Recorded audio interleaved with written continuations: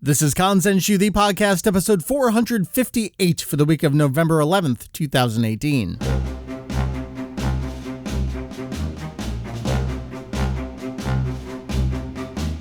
Welcome to Kanzenshuu, the podcast, an extension of the all-encompassing Dragon Ball fan site. Kanzenshuu. We cover anything and everything Yamcha in hopes of enlightening and a little bit of entertaining.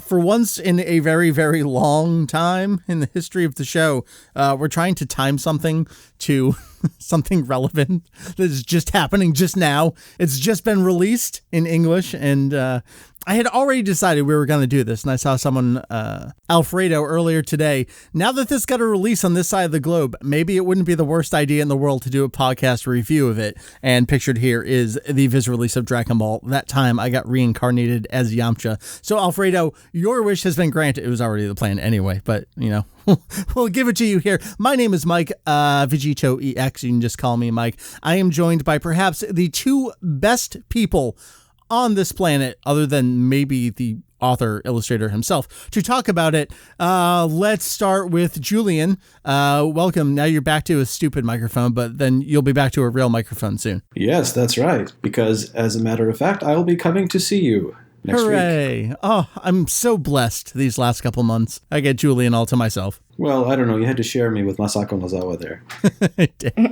We'll talk about some of that stuff. We'll talk about all that at the end of the show. That's what we'll do later. But Julian is here. The other voice you hear, it's Stacey. Hello. Hello. I have gathered the best of the best to talk about the case of being reincarnated as Yamcha. That time I got reincarnated as Yamcha.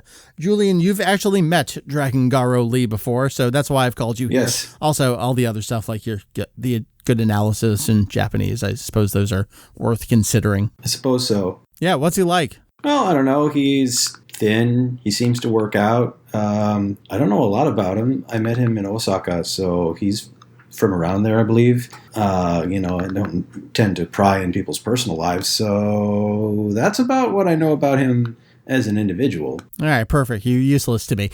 Stacey's someone who may or may not have done something with this manga before. The free manga that was freely distributed previously. Yeah, and I was stealing sales of this free manga by translating it illegally and putting it online for free.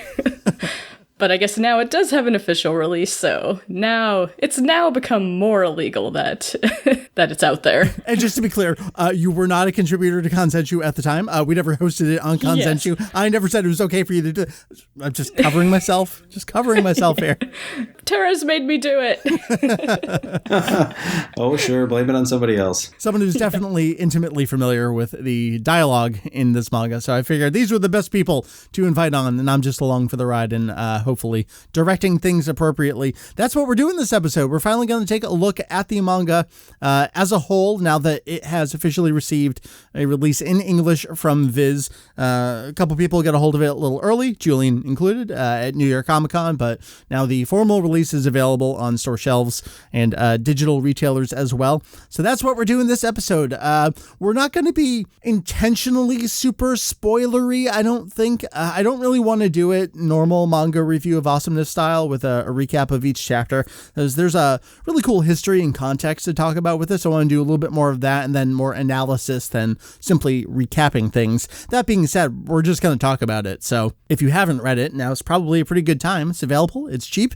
Go check it out. Come on back and listen to things. That's what's on deck this episode. I say we get right on into it. So let us get right on into it. Julian, so, all right, you've met the dude. Now tell us a little bit about the dude. Dragon Garow Lee is the author and illustrator of this Yamcha Gaiden. Who is he? Well, he started out, and I guess he kind of still is, a fan artist, and he came to the attention of fans initially through this webcomic that he posted to his website, which was Dragon Garow, which Dragon Gallery, and the comic itself was called Dragon Ball Sai, and this was actually a what-if story posing the question of what would happen if Vegeta had come to Earth instead of Goku. And so he eventually redrew this and expanded it, combined it with this other comic he was also drawing with the characters of, The Adventures of the Hero Yoshihiko, which was a TV drama from several years back. Yep.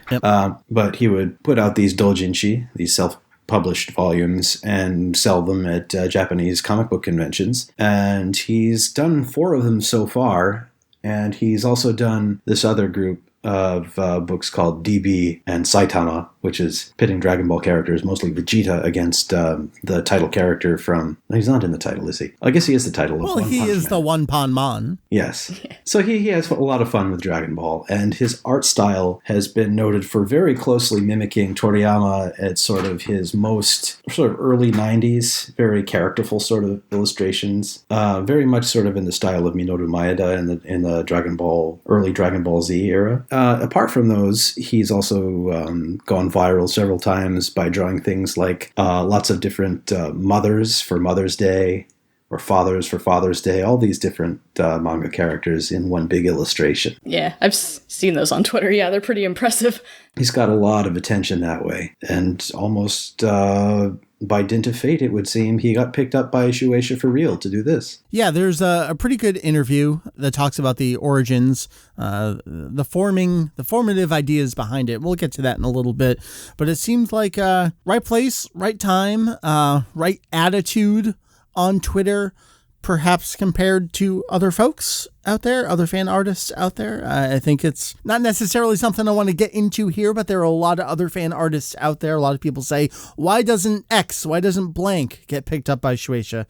I think Lee in particular, the stuff he puts out there, it's extremely high quality, but he's extremely earnest and genuine in his fandom as well. Is that your take on it? I think so. My personal feeling is that he's got a good combination of a sense of humor, but he never gets into, like, let's say, things that the official publisher might not want to get into. You say that, but Oishi is an official artist under Dragon Ball now. So. Yeah, but she doesn't keep the same pen name. Well, we'll get into that maybe, because he did keep his name. Anything else we can say about him to kind of set things up here or before we get into the idea? I feel like that's Dragon Garow Lee in a nutshell. He continues to post and be popular. Yeah, he's pretty responsive on Twitter for questions and things. It helps if you speak Japanese, of course, but he's very good at being at interactions with the fans.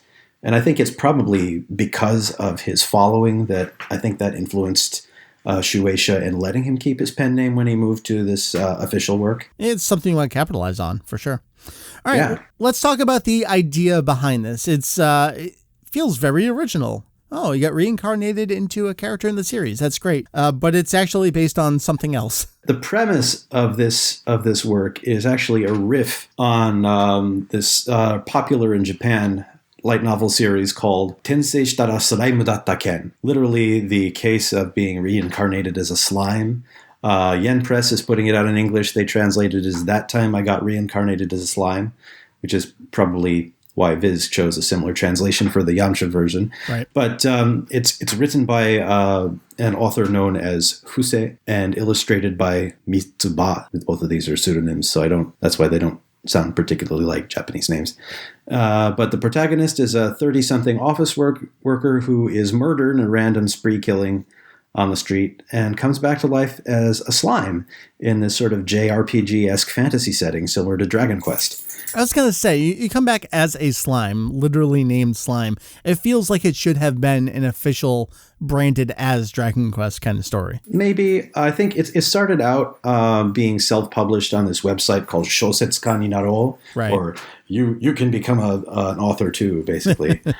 So I'm assuming there were lots of issues with copyright at the time. Yeah. And then the art style of the illustrations for the light novels is also not particularly Dragon Quest-esque, but the setting is very much in line with what you would expect in the Dragon Quest series. The series has also received a 2-cour, 24-episode animated adaptation, which is currently airing in Japan, I understand. Sure. You're the So- one who's going to be Yes. over there.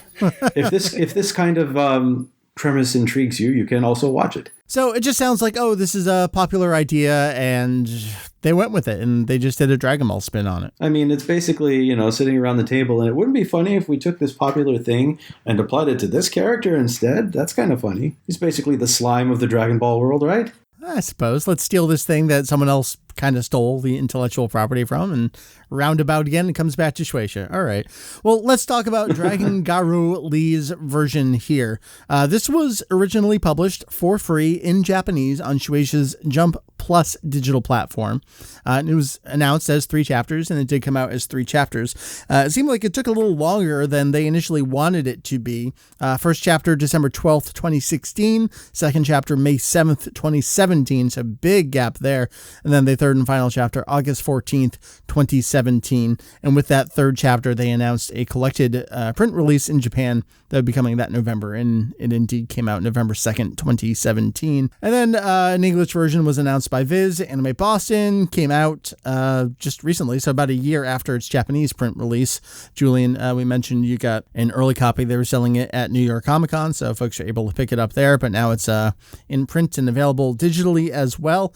The collected edition has some bonus material in it that I think we'll talk about. The Japanese version came with a Super Dragon Ball Heroes card. That kind of thing doesn't come out over here. You get no bonuses. You get the manga, and you'll like the manga. That's kind of a pretty good setup for it. Julian, Stacey, do you guys have anything else to say before we dive into some of the context and background for this? It kind of came, and people enjoyed it, right? It was definitely like the most popular thing on Jump Plus for a while. Yeah, I didn't really see what the fan reactions or anything was. I mean, I saw some of the English people, or people on forums or Twitter and stuff talking about it. Yeah. I didn't really look into what the Japanese fans were saying because I was just translating it, but So let's talk about as it was coming out in Japan, because again, it did take a while for these 3 chapters to come out. When the first chapter came out, Lee gave us a whole bunch of tweets kind of setting up, oh, I'm so excited to be working on it. They let me do it for Jump Plus. That's great. Just love the reaction that people were giving out on Twitter. He apologized for keeping it a secret. It's like, what's Lee working on? Oh, this is what he's been working on. That's great.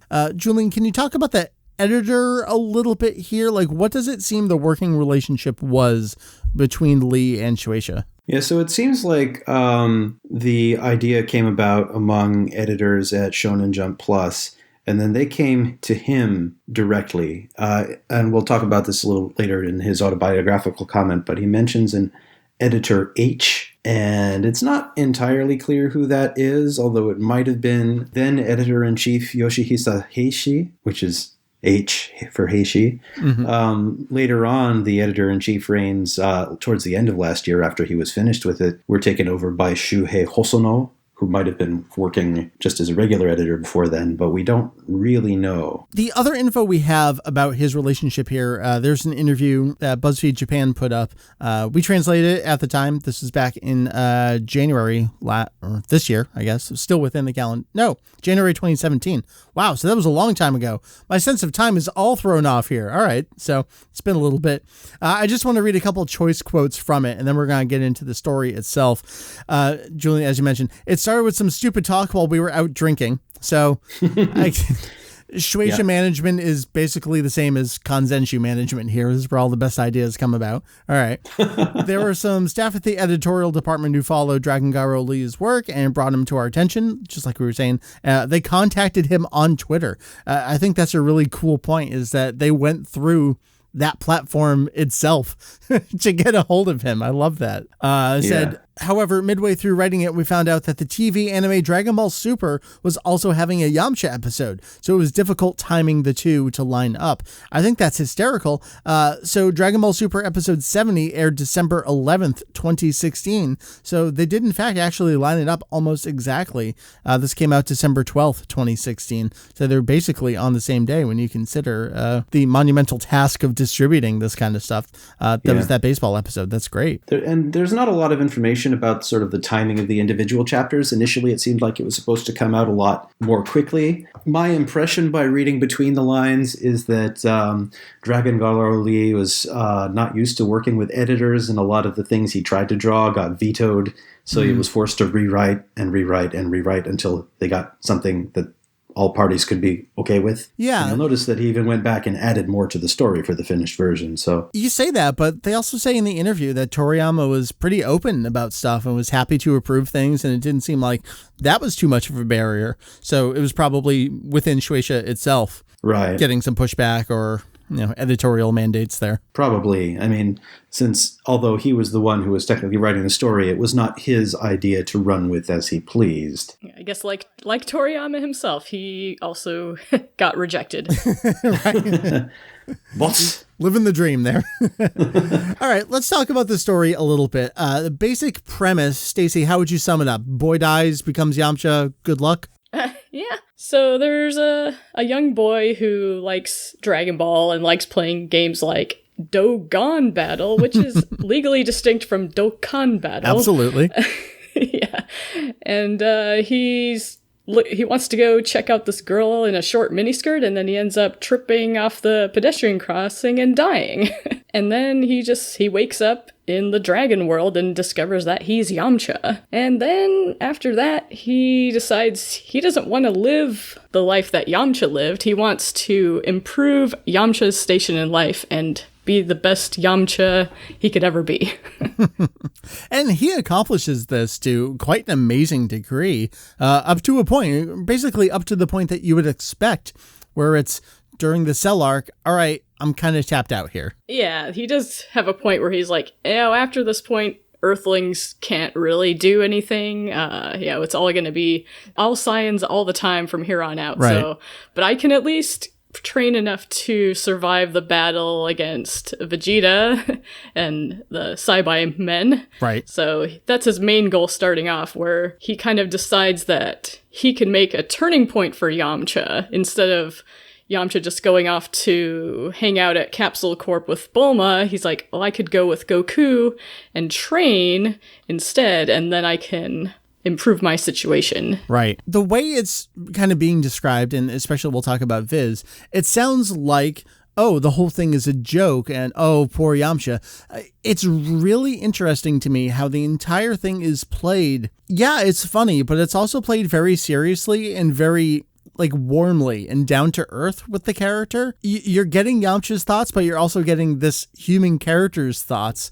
And it's a very human story. Yeah. Despite the fact that Viz was very meme heavy in their marketing of the series, the actual translation, they didn't really, alter anything to make sort of meme jokes or anything like that, which was good. But they kind of, leading up to it, they're like, oh, haha, lols, it's Yamcha, dead Yamcha, guys, haha. But yeah, the story itself doesn't have that sort of tone. He's very earnest about, he's like, yeah, being Yamcha maybe isn't the best. His first reaction is like, oh, why am I Yamcha? Why can't I have been Goku or Vegeta? Mm-hmm. But once he decides that I can make Yamcha's life better, that, it doesn't mean that Yamcha's a terrible guy to begin with. He just could do better, and if he concentrated more on training rather than, hanging out with Bulma at Capsule Corp, even though the kid really wanted to get with Bulma. He's like, oh man, I'm totally gonna get with Bulma, but first I gotta survive, and then we'll see what happens after. So I'm gonna train now, and then maybe later on try to win over Bulma. And it's right from the beginning, too, where he comes in, basically the peel-off arc has ended. Goku has destroyed the castle, his tail's been cut off, and he's kind of there with the group. Oolong's got the panties on his head. And he's like, oh, awesome, I'm going to go hang out with... No, wait, all right. Tenkaichi Budokai, all right, I got to train. I'll see you there. All right, I'm going to head off and train with the Turtle Hermit as well. I'm going to start now. Now, I think that really sets up a great story there, where he's very determined. And to your point about he's making a better life for Yamcha, he's also really invested in making the rest of the Dragon World a better place too. There's a kind of just throwaway line during the sign-in fight where it's like, and no one else had to die. It's like he's looking out for all the other characters too. He's concerned with all of their well-being, probably because he's a fan of Dragon Ball and he wants to do well by them. But it seems like he's just a genuinely good person, independent of the fact that he's Yamcha now too. Yeah, he's a good boy. I guess, even though he may be a little pervy, wanting to chase after girls in short skirts. He's a teenager. What are you gonna do? Right. And at the same time, while the character is very earnest, that sort of fanboy information actually works its way back in, including Yamcha's birthday. Hold on to that because I do want to do some of the little trivia stuff there. Yeah. Okay. So maybe let's abandon the character a little bit and talk about the writing, because it feels like a perfect mix of Toriyama himself, but also Naho Oishi's storytelling. So if you don't know, Naho Oishi, the author illustrator of Dragon Ball SD, which runs in Saikyo Jump, it's basically a further chibi-fied retelling of the series. And at least for a while, early SD chapters, they'd tell the story, but there'd be lots of jokes along the way. And she very heavily relied on knowing the story of Dragon Ball and either hinting at things or making jokes about future events. And that's manifested lately as effectively one joke per chapter telling the story as is. It's very sad. Earlier SD chapters are so much better. And there's a lot of that in the Yamcha manga here. We have the character as Yamcha referencing a lot of things, like even just at the beginning, the Tenkeichi Budokai, Goku's like, huh? What are you talking about? I don't know what that is. And up through picturing Vegeta's bingo dance from Battle of Gods. Like, he's very aware of everything throughout Dragon Ball's history. But I feel like that's more the premise of this manga than even the actual story. It's not really a story about a boy who fell down and became reincarnated as Yamcha. It's a story about, we know where Dragon Ball goes, so let's play with it along the way using this as a basis. That seems fair. I mean, obviously he's using sort of his fanboy knowledge to get things, I guess, right, the way that the character himself doesn't. Yeah. A lot of the time. Even using things like, I'm going to go off to Namek and train because that'll help me, getting the Grand Elder to draw out my latent power like he does to other characters. So, there's definitely, like, you feel, I guess the readers identify with him as being fans of Dragon Ball. It's like, oh yes, I understand what he's thinking, because if I were in this situation, maybe I would do similar things where, I would use my knowledge of Dragon Ball, what's available in the world and what's coming in the future, to make my way through. Right. It feels like he's also trying to stay 2 steps ahead of the reader. And to me, that leads to a bit of disjointed storytelling. Just talking about the Grand Elder on Namek, that comes in and out and so early. For a while, I feel like I'm reading this and, all right, we're fighting the Saibai men. No, we're fighting Vegeta. No, we're on Namek. Wait, are we on Namek in the Namek arc, or are we on Namek in the Saiyan arc, or pre-Saiyan arc? I don't actually know where we are. I feel like he's jumping all over the place. And especially as then we get to chapter 2, which kind of like jumps forward and back and then forward and then back again. It feels like there's so much story to be told here that if he actually backed up and did it linearly, I feel like you could probably get 2 or 3 solid volumes out of this that would be just as, if not more, enjoyable. And it's all being condensed down into these 3 chapters. I feel like he had more that he could have done here, that he was being like, all right, you're scheduled for 3 chapters, so make it work. Yeah, maybe that some of the editing things that may have made it take longer than it was originally supposed to, like they were trying to figure out how to either fit, maybe he was trying to fit more things in than they thought he should, or they thought he should put more in than he was going to. I mean, we don't really know what happened behind the scenes there, but we do know there was quite a delay between the first 2 chapters, so maybe that editing battle may have had something to do with it feeling a bit disjointed, but we can't really know what was happening though. Especially that first chapter, because I feel like, it's all leading up to the Saibai Man fight. Like, that's where we know it's going, because he thinks about it early on. Like, all right, that's a natural ending point here. So it feels like chapter 1 makes perfect sense. And chapter 3, where it's, there's this other guy here, and let's wrap this, like, I can't fight anymore, and there's this other guy, so let's wrap this up.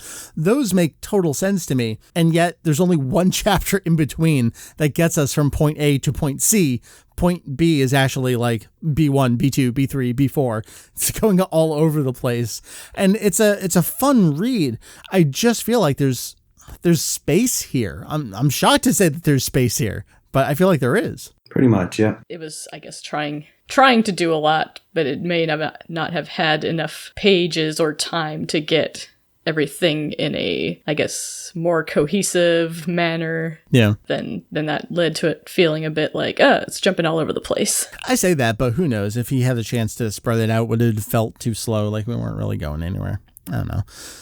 Let's talk about the art, Julian. You mentioned he's really channeling Toriyama and Maeda here in his style. It's very Saiyan arc, Frieza arc. To me, it feels like almost to a fault, because as soon as we see anyone outside of that, there's a shot of Cell's face, kind of like this 3/4 zoomed shot of Cell's face. Something totally not right about it. It just doesn't feel right. It doesn't feel like it belongs within the art style, because it's from a much later period and Toriyama's own evolution as an artist. So in that respect, it's like, okay, well, this doesn't quite work. But that said, when everything is within those parameters, it looks really good. And he does a very good job of, I think, also of mimicking Toriyama's very sparse use of tone. You're right. So that when he does use it, it's very effective in making highlights there. Yeah, you flip through this feels more like a Toriyama manga than a Toyotaro, than an Oishi.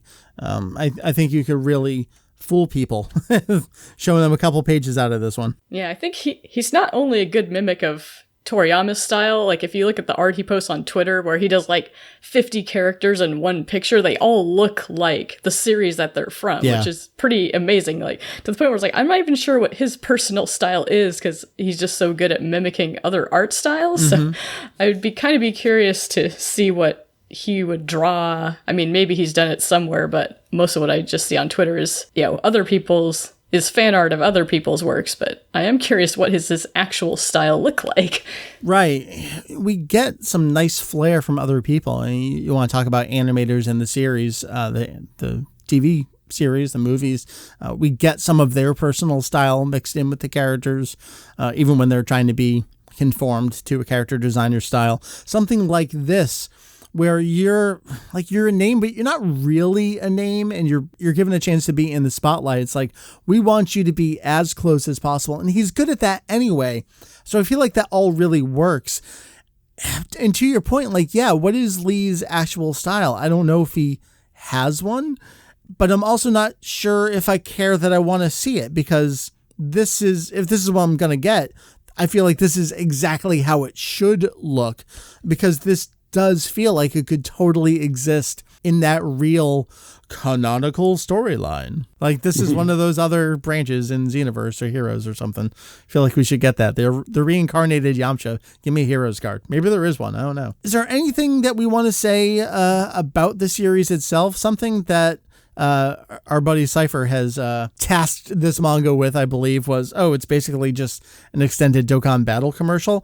Like, it is exactly. It is and it isn't. It's mentioned a couple times, although we can mention this now. It's Dokkan Battle. That's actually not a misprint in Viz. It's written that way in Japanese too, and that's absurd to me. I don't understand. Like, it's their own thing. Why can't they mention it? I don't know.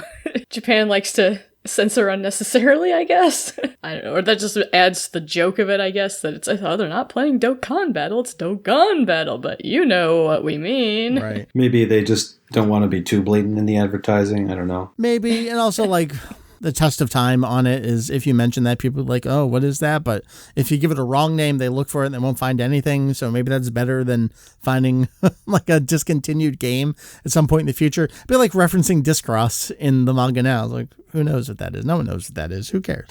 So there's that angle to it. But then we're going to spoil the ending here. So this entire story is basically a game between Beerus and Champa. And it just feels like, so it was all for nothing, because I guess this actually does happen in the real continuity. Is that what we're supposed to think here? If they're doing that, that means the real world and the Dragon world are actually the same thing, because he knows what Dragon Ball is in his real world, and yet he was turned into a Dragon Ball spirit by Vados. And I don't know what's going on. How does this work? It's a paradox. It's happening in a different timeline. Oh, okay. That makes sense.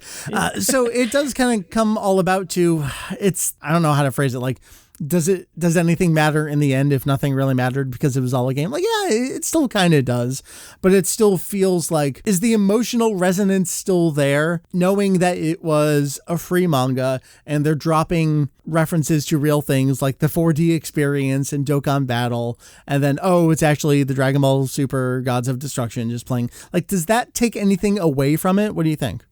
I think it's still good regardless of that. I mean, it's just like a this random spin-off side story type of thing anyway, so I wasn't really expecting it to be, like, oh, does this have larger implications on the series itself? No, it's just a fun little thing that lets you know, really, being Yamcha isn't the worst thing. The worst thing is being Chaozu.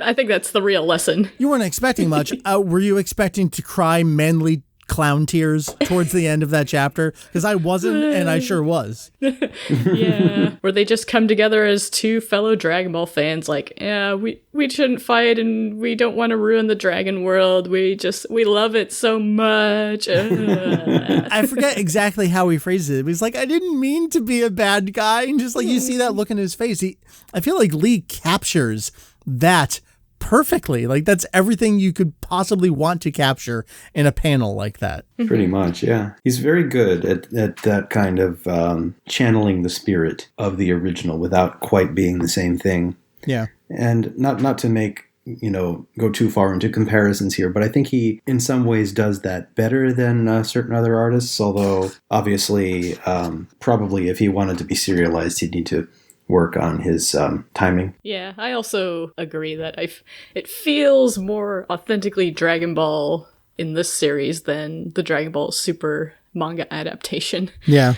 Which sometimes it just I don't want to rip on Toyotaro, though sometimes I do online, but I don't know. It just feels like his stuff is so much more like I'm a fanboy, and I'm like, my fanboyism comes through. I mean, even though this was about Dragon Ball fans, it still didn't feel like, look, I'm wink and a nod, look at these references I'm making. I mean, even though it's like, showing certain parts of the story, it somehow felt less reference heavy than the Super manga. Even though that's literally that's possible. The entire thing is to be reference heavy. Yeah. Right.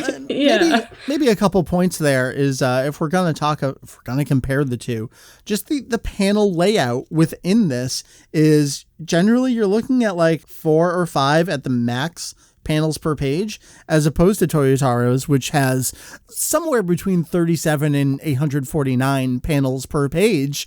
This just feels like Toriyama, where everything has a chance to breathe on the page. You get some really nice, I don't know how, like I'm looking even just in some of the bonus material, we get that full half page manga pan shot of Yamcha in his suit. Like everything has room to breathe on the page. You really get a chance to look at these drawings and see his composition within the panel. That feels very Toriyama to me. It flows very nicely from image to image. You get a fairly clear sense of what's going on without being too led astray, except when the story jumps. Yeah. Abruptly. But when the story is moving, he seems to have a good knack for composition that allows the eye to follow what's going on. And that's something that Toriyama was always very good about. Yeah. He never knew that he was good at it and how to describe it to other people, but he seems to have passed it on. He does a little bit about panel layout in the Cruddy Manga Lab series, but it's more about creating a panel layout where the reader is not confused and knows exactly what comes next. Yeah. It's not really going into composition so much. Let's talk just a little bit more about some of the big references. We were just giving him credit for not being as reference heavy, despite the fact that the entire thing is entire series of references. Julian, so the big climactic battle is all hinged on coming up with a birth date. Yes. And someone loses, and we know where this comes from because of course we do. Yes, so this is Weekly Shonen Jump 1986, number 37, which is character biographical data, originally of a bunch of Jump characters, but we pulled out the Dragon Ball ones and translated it for the site, because of course we did. And it is indeed accurate to what Toriyama gave for that specific character's birth date. Yeah, I thought that was a good ending to the battle, where it's like, because they're two Dragon Ball nerds, so of course it's going to end in a trivia off. Right. Right. So who's the bigger fan? Well, I have the most obscure knowledge in my head from something like this. And it's reminiscent of the battle between Kuririn and Chaozu back at the 22nd Budokai, except instead of math, it's Dragon Ball trivia. Well, you say that, but they also go into that exact battle in here. Yep. And I think this is great, where we get this shot of the God of Earth being like, hey, has Yamcha figured out that someone else is like him? And it seems like, yeah, actually he has realized it and has known the entire time, because he knows what should happen in Dragon Ball. So if someone else does something that is not what happens in Dragon Ball, like know the answer to math questions, clearly something is afoot.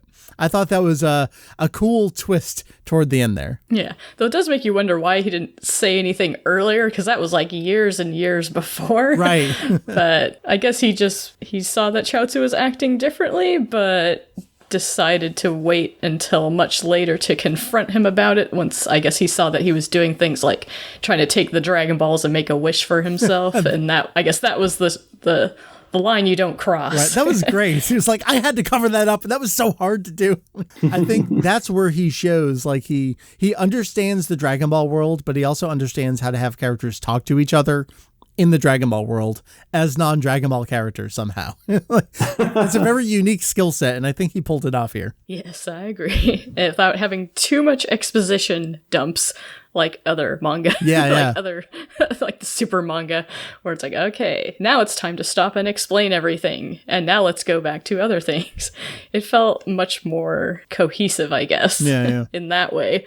I mean, there was a couple of things where there was exposition, but it wasn't like, I don't know, I just like the flow of it better than the super manga, and I wish Dragon Garow Lee would be doing more things. Well, we all keep saying he's got to get another one, right? They're going to have him do another one of these, and we haven't heard anything on that, so who knows? Right. I guess then let's touch on the bonus material, the game in the collected edition. So we have 2 extra stories and then like a self-insert kind of explanation story. I really, really enjoy what he did here with Yamcha. So we get a little more with Yamcha and his compadre, the non-Chaozu. And it ends in, this is one of those like, oh, actually you are kind of the butt of the joke, where it's they fuse and then they see themselves and like, oh, never mind. Yeah, like, oh, we ugly. Never mind. Let's just forget that we did that. So that's pretty good. And then we get what I wanted more of, as we were talking about earlier. Like, there's so much more you can do. There's so many little stories you can tell. And we get that story of, all right, here we are. This is the trunk stuff. This is my make or break moment. All right, I am no use against Vegeta anymore whatsoever. And all right, we're going to have all these other battles. And if I do what I want to do here, that puts the entire Dragon world in jeopardy. All right, I will stand aside.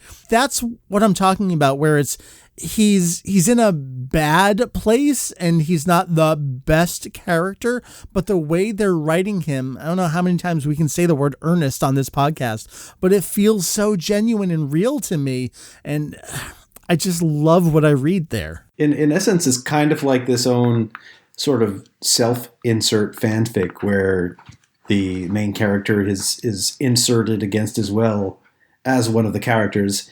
And while he has this shades of a sort of like Mary Sue who's the best at everything, you realize that he's not really, in that he's also invested in keeping the story moving along the way it should in certain ways. Yeah, I found that little thing with well, he's like, okay, I'm gonna go confess to Bulma, and then who should I ask for advice? And he like thinks of all the different characters, like, oh, Goku doesn't know anything, he just got married, and Gohan's a kid, and all these. Who can I possibly ask for advice? Should I ask the turtle? I'm gonna ask the turtle. Should I ask the turtle? Is the turtle the best? Is the turtle? Oh no, never mind. Oh wait, Kuririn's there. Oh, well, I'll ask him, even though he's also never had a girlfriend. And then to that point about the Oishi comparisons, like, all right, well, you'll be good in 3 years, so peace out. Like, what? What are you talking about? He gives the bad advice to change from his best haircut to his worst haircut. So maybe that's the in-universe explanation for why Yamcha gets that done at that point. Like, it's one of those, you're destined to have that happen to you no matter what. Like, that's the thing that you can't change. I don't know, I'm thinking to Doctor Who, where they're like, we can change a whole bunch of things, but there are these certain things that even I can't affect, and they have to happen. Yamcha's haircut at that point is something that must happen in the Dragon Ball universe, will always happen in every timeline, and that's what affects everything going forward. So those are the bonus stories. Anything, Julian, you wanted to mention something about his self-insert thing at the end, where we see super buff Lee drawing manga with no shirt on. So he's just giving a rough overview from his perspective about how he was approached for the comic, and that, he received a message on Twitter, and then somehow it sort of fell into place, although obviously there were a lot of rejected ideas, as was shown in one panel. So it's it's nice to get this sort of perspective. It's a little bit reminiscent of Toriyama's own things in his one-shot collections, although it's a little less self-effacing and more like excited to be part of this. I love his serious drawing of himself. Like, it's about 20% of the way to how Senbei pictures himself. when he's doing something cool. Yeah, super serious, cool face. And then back to cartoony. And shirtless, and meeting shirtless with his editor. Right. That's how you do it. I mean, if you look like him, you might as well. I mean, get some kind of job somewhere. But then finally, that point that we mentioned earlier about keeping his pen name. We don't know all the circumstances. We're assuming that Oishi was asked, if not forced, to select a new pen name because she drew the porns before she came on to do SD. Toyotaro, who knows what the situation was there. He certainly had a name for himself. But Julian, why do you think the shift from Toible to Toyotaro happened, as opposed to what happened later with Lee? Was it just, well, this is what we do? It might have been just that was the done thing at the time. I think in general, too, because AF was kind of something that aspired to be, although it wasn't entirely a sequel, in essence, to the previous series, that they felt like if they used him with his previous pen name, that it might lead fans to assume that Shueisha was condoning this other work, whereas Dragon Ball Sai, which I should also point out is actually DB Sai on the cover. It's not Dragon Ball Sai, probably as a way of getting around copyright things. I was going to say, can we mention that one major case where they actually did go after someone who was drawing Dojinshi because it used the official title for something? What series was that? Do you remember? Don't remember anymore, but yeah. So what you actually see is that the self-published works use DB something or other, rather than actually spelling out Dragon Ball for that reason. And perhaps because Dragon Garow Lee was doing something that was more obviously a riff on the original series rather than an obvious sort of continuation. Maybe they felt more comfortable letting him keep it. But I think the following that he had built up on Twitter and social media was also something that they were after. Sure. And that was something new compared to even Toible before. Because, I mean, we think back to when Toible was doing AF. Yeah, social media existed. Certainly websites and forums existed. But the amount of attention you could get in a single tweet is above and beyond anything like that, really. Right. So I definitely think they were sort of after getting his following on board with this. Yeah. In letting him keep his pen name like that. And it helped that he wasn't doing anything that they would find particularly offensive. Sure. Well, it's available in Japanese. It's available in English. I mean, of all the things that have existed, this seemed like the perfect thing for Viz to bring out. It's self-contained. It doesn't rely on some other merchandising machine like Heroes, where you don't need to know everything about Heroes to go into reading something like Dark Demon Realm Mission, but this is just all you need to know is just this cursory knowledge of Dragon Ball, and you're good to go with this. They can release it in a single graphic novel format like this, and it's perfect. Anything we want to say about the Viz version? So I do have the two experts here, someone who had on her own previously translated it, and then Julian as well. You guys can read it in Japanese. You can read your own translation. You can look at Viz's translation. The only kind of little notes that I brought up was people might think, oh, did they not know what Dokkan Battle is? Like, no, it actually says Dogan Battle in Japanese, so that wasn't a misprint. I feel like City of the West is a little strange. Is that how they do it in Viz typically? I've read the manga in English a while ago. I don't remember if that's how they typically do it or... I don't think so, but I can't remember what they call it either. I remember when we were doing Jocko documentation, whatever they did in Jocko was different from how they did it in Dragon Ball. In Jocko, was it like West Capital and East Capital, that kind of thing, as opposed to West City? I just feel like City of the West is, as opposed to everything, which is extremely readable. That's just needlessly verbose here. City of the West. And it's interesting that they deliberately choose lettering that's reminiscent of their version of Dragon Ball, which they do for the end of Jocko, but I don't think they do it for all of Jocko. But the translation here is by Stefan Koza. The translation itself, I don't really have any issues with. No. And Goku doesn't say enough, really, in here to get like a strong idea of the way they have him talk. Yeah. Same goes for Piccolo. So, like, the people with the most obvious particular ways of speaking in the Viz version, we don't get a lot of to begin with. Yeah, I felt like there wasn't much difference between all of the way the characters spoke in English. So, like, there were some parts where, this character's being a little bit more polite and this character's being more casual, and the translation for those was about the same. So that's the only part where I would have made it a little bit more different than what they did. But yeah, like, Goku seemed to talk pretty normally. I noticed that they had Bulma call him Goku instead of Son, which I also didn't remember if Viz typically keeps her saying Son, or if she says Goku. Yeah, I can't. It was Son-kun in Japanese. Yeah, exactly. Yeah, but I don't remember if Viz typically keeps it that way, or if they changed it to just saying Goku. Yeah, I can't remember offhand. Partway through, I switched over to the Japanese version and never really looked back, so I'm not that familiar with what they did in later volumes. I was looking through, trying to look over 3 different things earlier today. Right. Like looking in Japanese, looking at the Viz version, and looking at my own translation from before. So at some point I just went back and forth between my translation and Viz's, because it's like, and then if there was something seemed different between the two, then I would check what it was in Japanese, because if they're about the same, I assume that we were both correct. Right. One of the only things that came to mind there was that they actually don't name Battle of Gods by name in Japanese. He's just like that movie, I think it was. There was a couple parts where I don't know, like, it wasn't even like there's a part where they were talking, like, where the Cell games were about to start, and the Viz version added an amount of time until it started, whereas in Japanese it didn't tell you how long until it started. Like, I don't know why, they just put in 20 minutes until it starts. But in the original there wasn't a time there. And I don't know, there was a couple of things. What did I see? Like, on the very first page, I saw a little bit of, it seemed there was a little confusion about which character was talking in the second or one of the panels.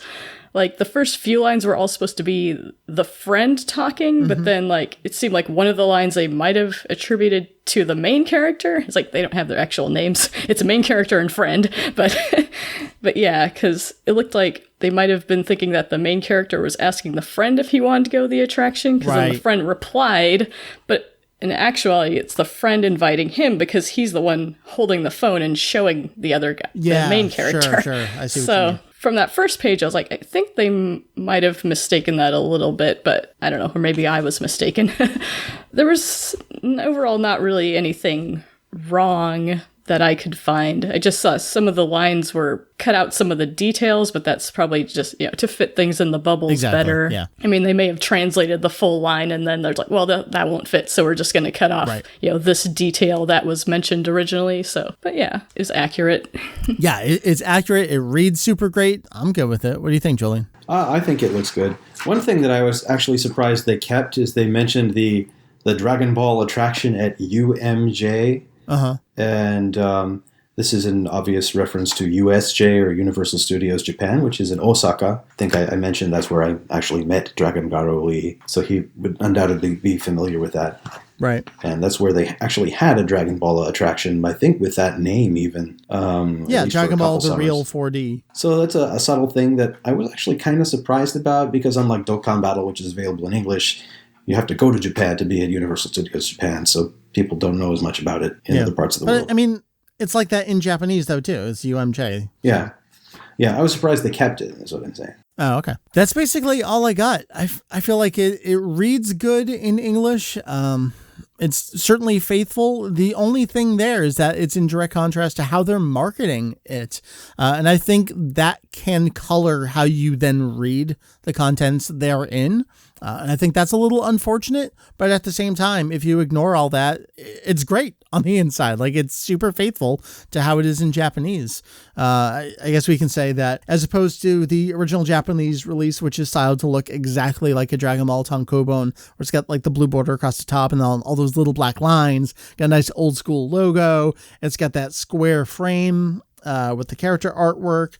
And then you look on the back and it's even got the characters riding a dinosaur and the ISBN codes, all that. Like, it's a perfect Dragon Ball tankobon, as opposed to the Viz release, which is like, here's a bunch of white space and Comic Sans and everyone's favorite punching bag, Yamcha. From the crater he rises, the legend reborn.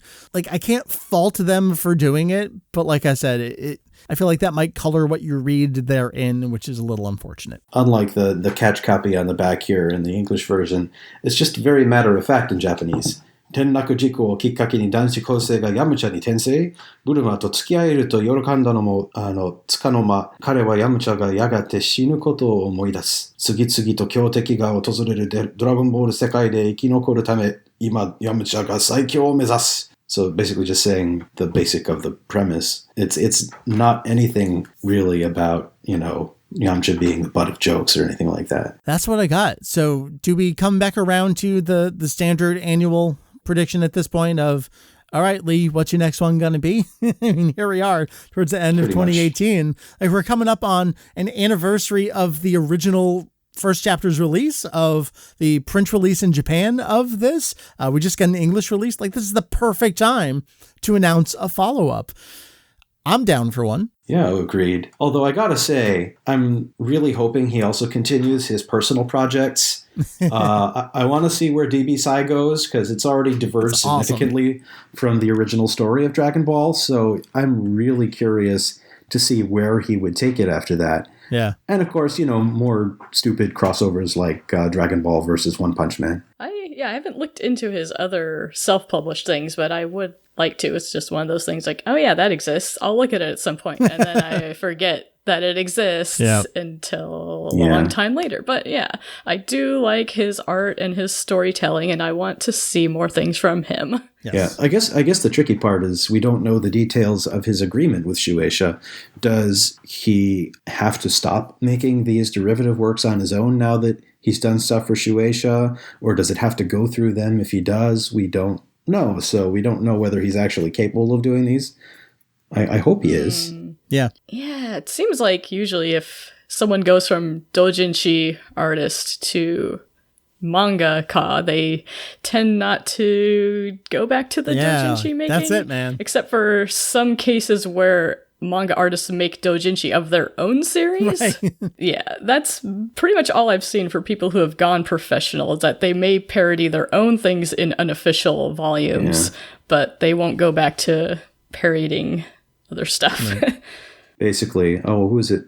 Like, Yusuke Murata does dumb stuff on the side that's... Yeah, he can do whatever he wants. Yeah, pretty much. Yeah, who was it? Koshi Rikudo with... What was he working on? Excel Saga. He also did, like, more explicit stuff on the side. More explicitly explicit. Mm-hmm. Yeah, I've heard tell. The author of Gravitation does that too. Nice.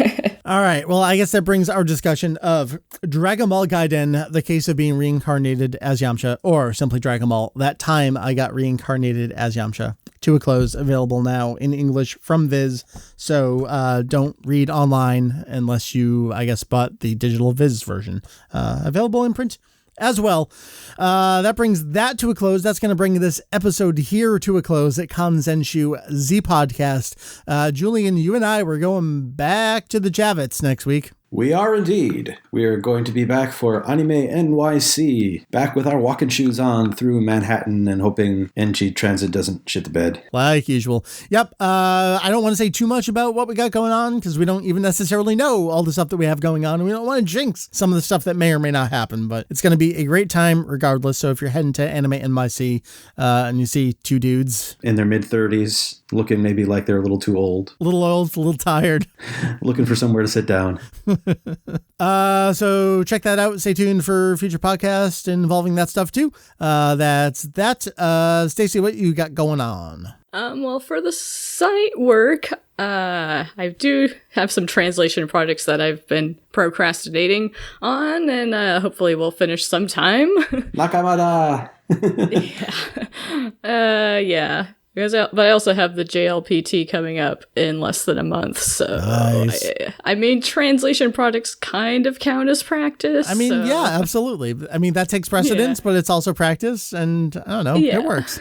Yeah, I mean, I'm on other podcasts too. If you want to hear more of me, I have a podcast called Fujoshi Trash Talk, where I talk about Fujoshi stuff like BL and yaoi and all that. So if you're into that, look for me under Fujoshi Trash Talk. I'm not, but I listen to it anyway. Whatever floats your boat, Mike. I feel like I should be supportive, so I'm supportive of what all my friends do. I will listen to it. I will watch it. I will pay attention to it as best I can. So, all right, that's Stacey. That's Julian. I am Mike, VegettoEX. That's going to bring this episode to a close. www.kanzenshuu.com. That is Kanzenshuu, the podcast.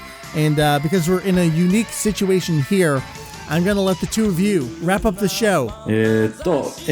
さあ皆さん、今回も完全集ザ・ポッドキャストをお聞きいただいて誠にありがとうございます。次回もお楽しみに。